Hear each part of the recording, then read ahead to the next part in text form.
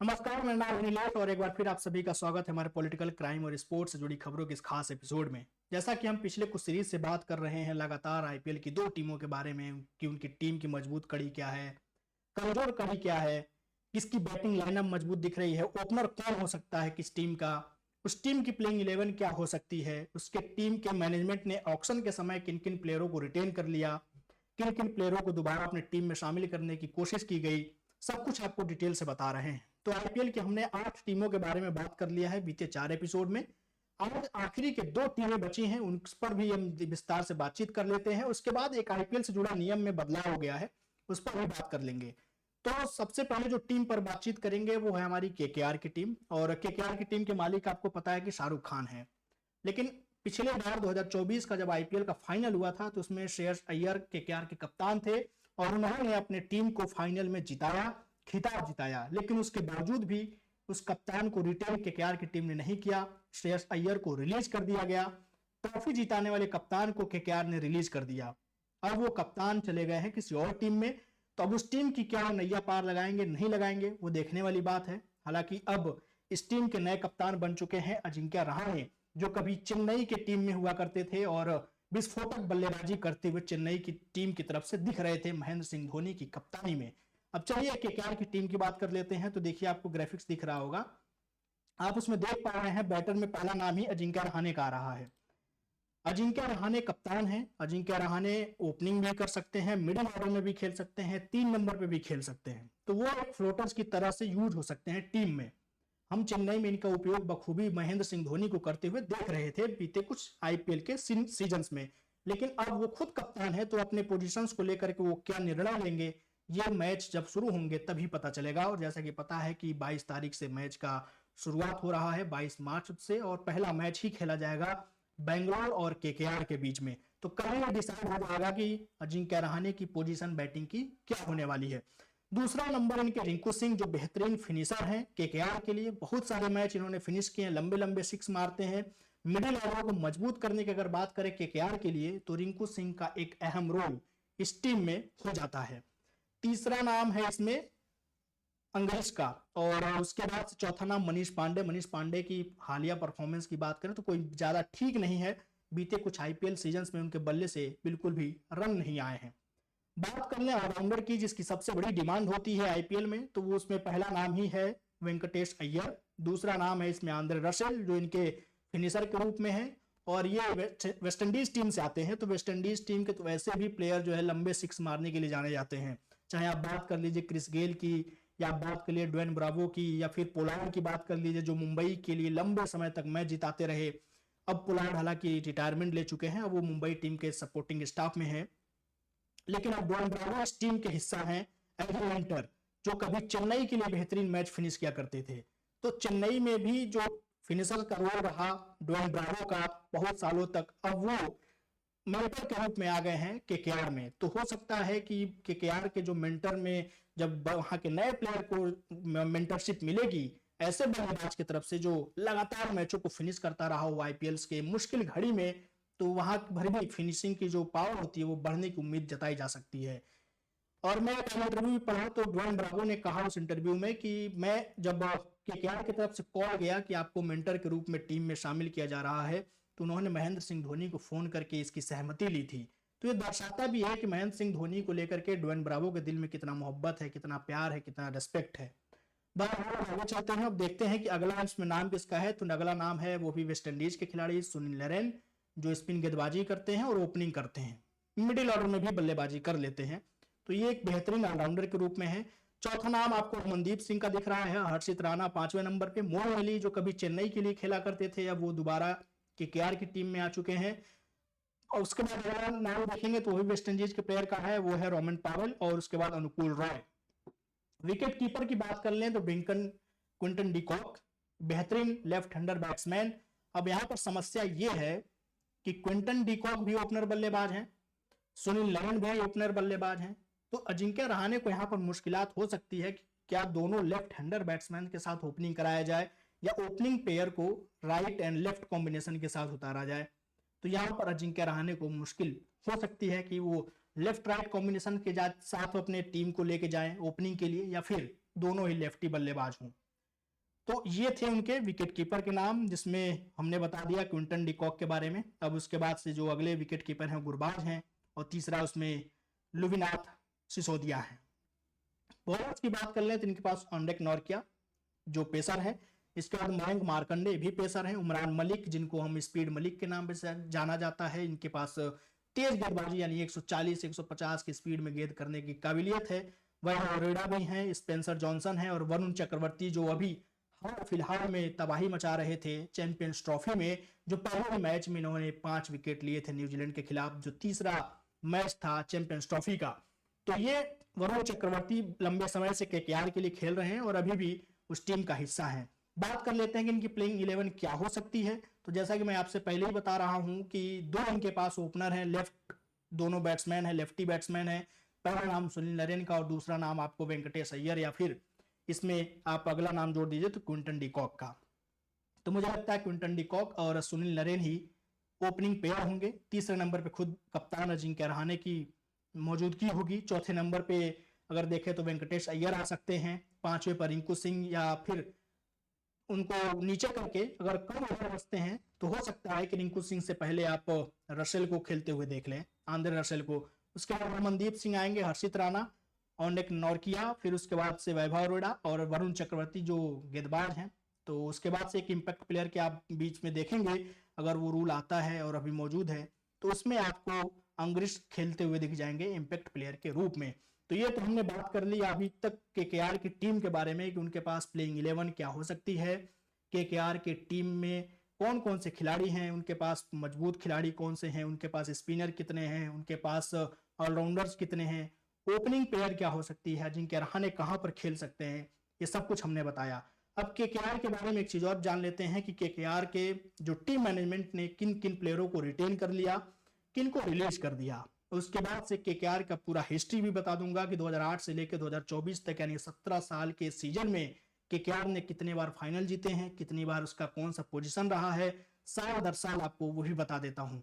तो देखिए आपको स्क्रीन पे दूसरा जो ग्राफिक्स दिख रहा होगा उसमें आप क्लियर देख पा रहे हैं कि केकेआर की टीम ने पहले जो किसी को रिटेन किया तो प्लेयर थे रिंकू सिंह, और करना भी चाहिए क्योंकि केकेआर के लिए रिंकू सिंह बड़े सारे मैच, हर मैच उन्होंने जिता करके केकेआर को दिए हैं।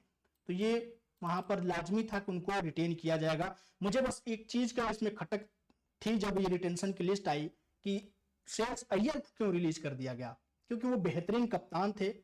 2024 के आईपीएल में वो फाइनल जिता देते हैं, ट्रॉफी दिला देते हैं जिस टीम को, और उस टीम ने ही उस कप्तान को छोड़ दिया, जाने दिया। तो ऐसा क्यों हुआ, अब ये तो अभी तक पता ही नहीं चला। 1 साल भी गुजर चुका है, कोई इस पर जवाबदेही तो आई नहीं, किसी की जवाबदेही भी नहीं हुई कि उनको रिलीज क्यों किया गया। बहरहाल आपको पहला जो नाम बताया रिंकू सिंह का बताया, दूसरा नाम वरुण चक्रवर्ती, उनको भी रिटेन करना ही था। वरुण चक्रवर्ती को 12 करोड़ रुपए मिले, रिंकू सिंह को 13 करोड़ रुपए दिए गए। आंद्रे रसेल 12 करोड़, उसके बाद सुनील नरेन 12 करोड़, हर्षित राणा को 4 करोड़ और रमनदीप को भी 4 करोड़ रुपए। तो टोटल 6 लोगों को रिटेन करने की जो सूची बनाई गई थी बीसीसीआई के द्वारा, आईपीएल कमेटी के द्वारा, इन्होंने 6 अपने प्लेयर रिटेन करके पूरे कर लिए थे, इनके पास कोटा रिटेंशन का पूरा हो चुका था। तो हम आगे चलते हैं और आपको बताते हैं आईपीएल की हिस्ट्री केकेआर की कैसी रही है 2008 से लेकर 2024 तक। तो देखिए 2008 में इनकी कोई अच्छी खासी पोजीशन नहीं थी, ये छठे स्थान पर रहे। 2009 में भी ये लोग 8वें पे थे, 10 में भी छठा स्थान रहा। 2011 में इन्होंने सेमीफाइनल खेला, 2012 में ये लोग चैंपियन बन जाते हैं, तब उस समय गौतम गंभीर इसके कप्तान हुआ करते थे। 2013 की अगर बात कर लें तो वो 7वें पोजीशन पे फिर रहे, 2014 में फिर से चैंपियन बनते हैं, तब भी कप्तान उनके गौतम गंभीर ही थे।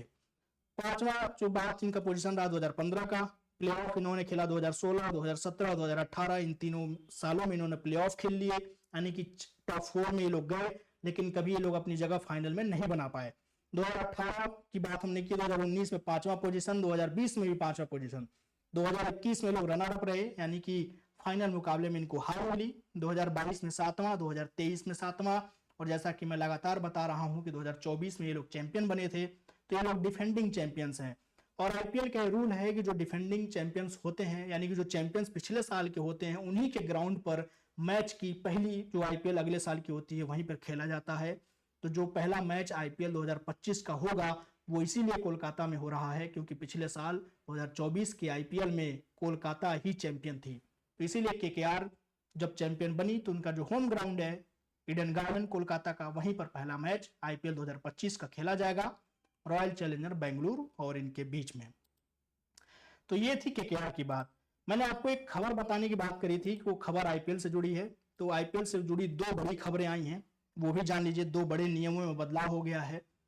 पहला बदलाव ये हुआ है कि आपको याद होगा कि कोविड के समय में बीसीसीआई और आईसीसी ने एक नियम पर बैन लगाया था, वो ये था कि आप सलाइवा का इस्तेमाल यानी लार का इस्तेमाल गेंद पर आप नहीं कर सकते थे। लेकिन उस रूल को अब हटा दिया गया है आईपीएल के इस सीजन से। तो अब गेंदबाजों के लिए बेहतरीन चीज है, वो रिवर्स स्विंग करा सकते हैं अपने सलाइवा का इस्तेमाल करके। तो अब गेंदबाज थोड़े से अपने घातक गेंदबाजी करते हुए दिखाई देंगे। और एक इंटरव्यू में मोहम्मद शमी ने इस बात को लेकर के जिक्र किया था कि अब सलाइवा पर जो बैन लगा उसको हटा देना चाहिए, ताकि गेंदबाज अपनी गेंदबाजी का धार और दिखा पाए, ताकि और उनकी गेंदबाजी में धार आ सके, रिवर्स स्विंग की संभावना को और जागृत किया जा सके। दूसरी जो बड़ी अपडेट्स है आईपीएल से जुड़ी और जो उसमें बड़ा बदलाव हो रहा है वो ये कि पहले ये हो रहा था, जैसे कि आप बात कर लीजिए अहमदाबाद के स्टेडियम की, आप बात कर लीजिए मोहाली की, आप बात कर लीजिए ईडन गार्डन की, आप बात कर लीजिए वानखेड़े की, तो वहां पर जो नाइट मैच होते थे इवनिंग वाले, वहां पर ड्यू फैक्टर बहुत होता था। तो ये पहले ही डिसाइड हो जाता था कि जिसने टॉस जीता 70% उसकी जीत हो जाएगी। लेकिन अब आईसीसी और बीसीसीआई ने इस नियम में बदलाव कर दिया। वो बदलाव ये है कि आप जो दूसरी पारी का मैच होता है, सेकंड इनिंग जो होते हैं, उसमें गेंद का बदलाव 11 ओवर के बाद हो सकता है, अगर अंपायर चाहें और कप्तान चाहते हैं। यानी कि जो गेंद के बदलाव में नियम है कि पहले एक ही गेंद से 20 ओवर हो जाते थे, लेकिन अब दो गेंद का इस्तेमाल हो सकता है अगर ड्यू फैक्टर्स ज्यादा है तो आपको 11वें ओवर के बाद से एक नई गेंद मिल जाएगी जो गेंद सूखी होगी। तो अभी एक बड़ा फैसला बीसीसीआई ने लिया इस आईपीएल से। तो इसको लेकर के अब एक फैसला तो ये होगा कि जो भी ड्यू फैक्टर की वजह से टॉस विनिंग टीम के जीतने की संभावना हो जाती थी वो अब ना के बराबर हो जाएगी। यानी कि कहा जाता है कि जिसने टॉस जीत लिया उसने मैच जीत लिया। अब वो स्थिति इस आईपीएल से खत्म हो जाएगी। तो ये दो बड़ी अपडेट। अब आगे चलते हैं और आपको बता देते हैं कि आरसीबी की जो आखिरी टीम है एसआरएच की, वो कैसी है और एसआरएच की टीम में पिछले साल उसने क्या परफॉर्मेंस किया था, कौन से प्लेयर रिटेन किए गए, एसआरएच की टीम इस समय कैसी पोजीशन में है, कौन कौन से उसके अच्छे गेंदबाज हैं, कौन कौन से उसके अच्छे बल्लेबाज हैं, विकेट कीपर कौन है, उनकी प्लेइंग 11 क्या है, वो समझ लीजिए। देखिए आपको स्क्रीन पर एक ग्राफिक्स दिख रहा है, उसमें आपको अथर्व दिख रहे हैं, पहला नाम जिनका दिख रहा है। उसके बाद से अभिनव मनोहर, उसके बाद से अगला नाम आप देखिए तो अभिनव मनोहर के बाद से आपको अनिकेत वर्मा, सचिन बेबी, उसके बाद से ट्रेविस हेड जो भारत के लिए हमेशा से हेडेक बने रहते हैं हर फाइनल मैच में या सेमीफाइनल मैच हो, ऑस्ट्रेलिया के बेहतरीन बल्लेबाज ट्रेविस हेड। आपको याद भी होगा कि 2023 का वर्ल्ड कप अहमदाबाद का स्टेडियम, वहां पर ट्रेविस हेड ने भारत का मैच एक तरफा किया और ट्रॉफी जीत ली, वर्ल्ड चैंपियन बन गए। लेकिन वही ट्रेविस हेड अब यहाँ एसआरएच के लिए खेलते हुए आपको दिखाई दे जाएंगे। बाकी ऑलराउंडर की बात कर लें तो हर्षल पटेल है इनके पास, उसके बाद से कमियांडो मेंडिस हैं, फिर उसके बाद से मुलर हैं, अभिषेक शर्मा है, उसके बाद नीतीश कुमार रेड्डी हैं। आगे अगर हम बढ़ें तो विकेट कीपर की बात कर लेते हैं तो हेनरिक क्लासन इनके विकेट कीपर हैं। दूसरा इनके पास जो विकेट कीपर है वो ईशान किशन है। एक चीज इसमें और देखिए आप, ईशान किशन कभी रोहित शर्मा की कप्तानी में मुंबई के लिए खेला करते थे, बेहतरीन बल्लेबाज थे, कभी ओपनिंग भी आ जाते थे जब क्विंटन डिकॉक नहीं थे उनके साथ। क्विंटन डिकॉक क्योंकि पिछले 3 सीजन से वो किसी और टीम के साथ खेल रहे थे। तो ये सारी चीज़ें जब देखेंगे आप तो रिलीज किया गया इनको मुंबई से ईशान किशन को, उसके बाद उनको खरीद लिया गया है एसआरएच के द्वारा। कितने पैसे में खरीदा गया था इनको वो भी आपको अगले स्लाइड में बता दूंगा। लेकिन अभी फिलहाल आप बात कर लेते हैं कि इनकी प्लेइंग 11 क्या हो सकती है, ओपनर कौन हो सकता है, ओपनिंग पेयर क्या हो सकती है। तो देखिए आपको पहले स्क्रीन पर ही दिख रहा होगा, अपने लेफ्ट साइड में देखिए कि इनकी ओपनिंग के लिए तो सबसे बेहतरीन ओपनर अभिषेक शर्मा, इससे बेहतर ओपनर एसआरएच के लिए कोई हो नहीं सकता। लेफ्ट हैंड बैट्समैन है और तेजी से शुरुआत करने के लिए जाने जाते हैं। उसके बाद ट्रेविस हेड, इसके बाद आप ईशान किशन को देख सकते हैं 3 नंबर पे, लेफ्ट हैंड बैट्समैन ये भी है। फिर उसके बाद नीतीश रेड्डी आएंगे, हेनरिक क्लासन है इनके पास 5वें नंबर पे। उसके बाद अनुभव मनोहर हैं, हर्षल पटेल हैं, पैट कमिंस हैं जो खुद कप्तान है इस टीम के, एडम जाम्पा स्पिनर गेंदबाजी करते हैं। पेसर की बात कर लें तो मोहम्मद शमी, इनके पास धारदार गेंदबाजी, उसके बाद राहुल चहर, उसके बाद से आप देखिए तो अथर्व आ सकते हैं इम्पैक्ट प्लेयर के रूप में। तो ये हमने बात कर ली कि इनकी प्लेइंग 11 क्या है। अब जो अगली बात हमने आपको कही थी बताने के लिए वो कि ईशान किशन को कितने रुपए में खरीदा गया था, उसके बाद से और कौन कौन से प्लेयरों को रिटेन किया गया वो भी आपको बता देते हैं। तो देखिए आपको अगली स्लाइड में दिख रहा होगा कि एसआरएच की जो अगली स्लाइड है उसमें आप देखिए तो जो रिटेंशन वाली लिस्ट है पहले वो जान लीजिए कि पहले इनको प्लेयर जो रिटेन किया गया वो हेनरी क्लासन, उनको पैसे मिले थे 23 करोड़ रुपए। दूसरा जो नाम था वो खुद कप्तान का नाम है पैट कमिंस, इनको मिले हैं 18 करोड़। उसके बाद अभिषेक शर्मा जो इनके ओपनर बल्लेबाज लेफ्ट हैंड बैट्समैन है, इनको मिला 14 करोड़। ट्रेविस हेड को मिला 14 करोड़। और पांचवा नाम नीतीश कुमार रेड्डी का है, इनको मिले थे 6 करोड़ रुपए। अब बात कर लेते हैं कि ईशान किशन को कितना मिला। तो ईशान किशन को मिला था 11.25 करोड़ रुपए इस टीम में शामिल होने के लिए जब मुंबई ने इनको रिलीज कर दिया। अब आखिरी बात और ये कि एसआरएच का अब तक का पूरा इतिहास आईपीएल में कैसा रहा, 2008 से लेकर 2024 17 सीजन इनका कैसा रहा है, ये 18वां सीजन चल रहा है। तो देखिए 2013 में ये लोग एलिमिनेटर राउंड तक गए, 2014 में ये लोग छठे पोजीशन पर आए, क्योंकि एसआरएच की टीम ने जब इंट्रोडक्शन हुआ था तो एसआरएच की टीम ये आई थी 2013 में। उससे पहले 2008 से लेकर 2012 तक टीमों की संख्या कम थी, उस समय 6 टीमें ही खेला करती थी। फिर बाद में 2 टीमें ऐड हुई थी 2014 में, 13 में, उसके बाद से ये 2 टीमें ऐड हुई। फिर उसके बाद 2020 में 2 और नई टीमों को जोड़ा गया, तो कुल अब 10 टीमें हैं। लेकिन ये एसआरएच की टीम 2013 में अपना पहला आईपीएल खेली थी। फिर 2014 में छठा पोजीशन पे थे, 15 में भी इनका पोजीशन 6 नंबर का था। 2016 में ये लोग चैंपियन बन गए, 2017 में एलिमिनेटर, 2018 में रनर अप, 2019 में एलिमिनेटर, 2020 में क्वालिफायर 2 यानी कि वो एलिमिनेट होकर बाहर हो गए थे, 2021 में 8वां, 2022 में 8वां, 2023 में सबसे बुरी स्थिति 10वां पोजीशन, और 2024 में लोग रनर अप रहे। यानी कि जो फाइनल मैच खेला गया था वो इनके और केकेआर के बीच में खेला गया था, जिसमें केकेआर बाजी मार लेती है, श्रेयस अय्यर अपने टीम को जिता देते हैं 2024 में। तो ये थी पूरी कहानी अब तक के आईपीएल के 10 टीमों की कि 10 की 10 टीमों में सबसे मजबूत कौन सी टीम है। तो वो अब देख लें तो मुझे लगता है कि सबसे मजबूत अगर टीमों की बात कर लें तो वो मुझे सीएसके की स्पिन गेंदबाजी लगती है, क्योंकि सीएसके की जो पिच है, अगर आप चेपॉक की पिच देखेंगे, अगर वहां गेंद थोड़ी भी टर्न होती है तो फिर वहां पर सीएसके को हराना मुश्किल हो जाता है। और किसी भी टीम को अपना 7 होम गेम खेलने होते हैं, 7 अवे गेम खेलने होते हैं।